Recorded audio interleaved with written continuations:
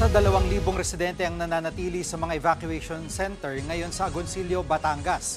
Halos lahat sila wala ng bahay na mababalikan matapos siyang matabunan ng putik at lahar dahil pa rin sa bagyong Christine.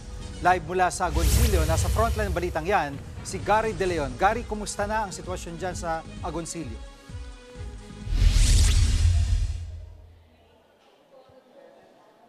Gigay sa ngayon ay nagsasagawa na ng cleaning operation para maging madaanan ng mga kalsada at ito ay maging mga motorista ay kayang-kaya nang pumasok sa bayan ng Agoncillo habang patuloy pa rin yung paghahanap sa iba pang nawawala.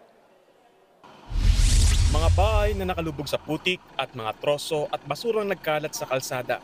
Yan ang pinsalang iniwan ng bagyong Christine sa bayan ng Agoncillo sa Batangas. Dagdag pasakit pa ang kawalan ng tubig at kuryente sa bayan.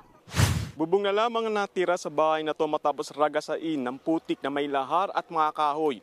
Ganito rin yung mga sitwasyon ng mga bahay sa ibang lugar dito sa Agoncillo, Batangas matapos ngayong bagyong Christine. Kaya karamihan ay sa evacuation center na muna mananatili.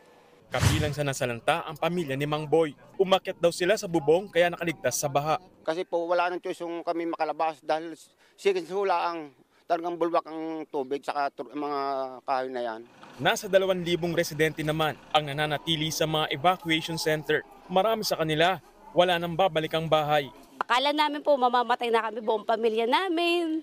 Marami pong nangyari na di po namin lubos sa kalain na ito pa rin, nakatayo pa rin kami dito. Bukod sa baha, kabilang landslide din ang dinala ng bagyong Christine sa Agoncillo.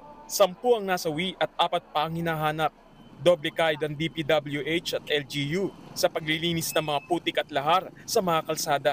Pero nananatiling sarado sa mga motorista ang 2 pangunahing kalsada sa bayan, habang 2 barangay ang isolated at di pa rin napapasok ng mga otoridad. Yan ang Barangay Banyaga at Barangay Bilimbingwang.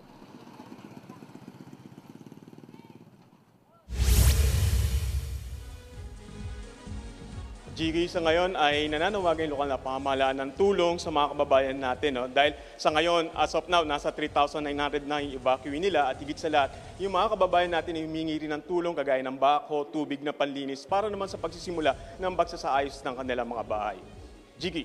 Maraming salamat, Gary De Leon. Mga kapatid, Gigi Manikad po, iba na ang may alam at may pakialam sa panahon ngayon. Para sa konkreto, kumpleto at komprehensibong balitaan sa Frontline, mag-follow at mag-subscribe sa social media pages ng News 5.